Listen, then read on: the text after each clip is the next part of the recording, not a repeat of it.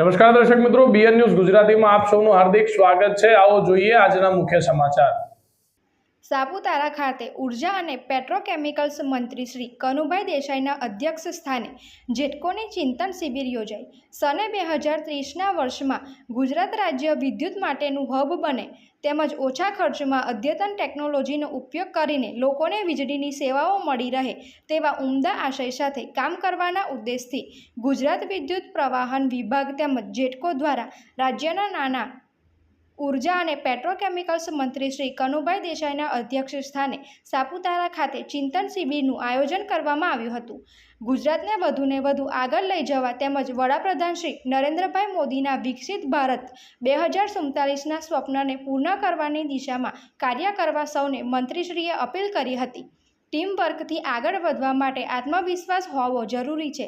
જેટકોનો staff આત્મવિશ્વાસ કેળવી આગળ વધી રહ્યો છે તેમજ સરકારના ઉદ્દેશ્યને પાર પાડવા માટે ઉર્જા વિભાગ સતત કાર્યરત છે તેમ ગુજરાત ઉર્જા વિકાસ નિગમના મેનેજિંગ ડિરેક્ટર શ્રી પ્રકાશ શિવહરેએ જણાવ્યું હતું।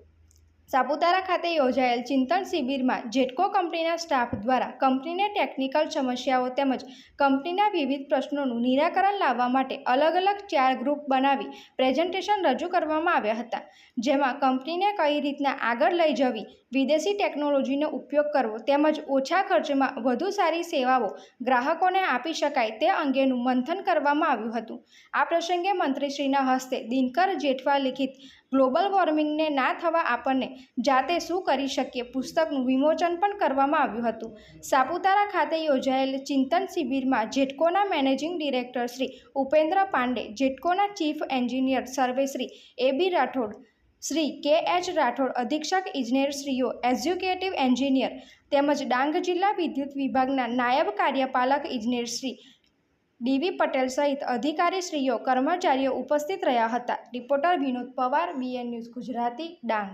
જેટકો કંપની દ્વારા સિનિયર સ્ટાફ માટે ચિંતન શિબિરનું આયોજન કરવામાં આવ્યું। એમાં જીએમએલના એમડી જે પ્રકાશ શિવહરેજી અને જેટકોના એમડી ઉપેન્દ્ર પાંડે સાહેબ હાજર રહ્યા અને સાથે બધા સિનિયર સ્ટાફ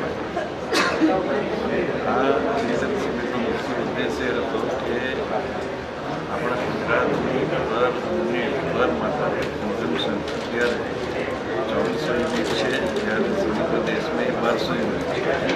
આટલી મોટી જે વપરાશ છે એને પહોંચી વળવા માટે આપણી જેટકો એટલે કે ટ્રાન્સમિશન કંપની કેવી રીતે એને પહોંચી વળે એ માટે નવા આઈડિયા શોધીને આયોજન કરવામાં આવે છે।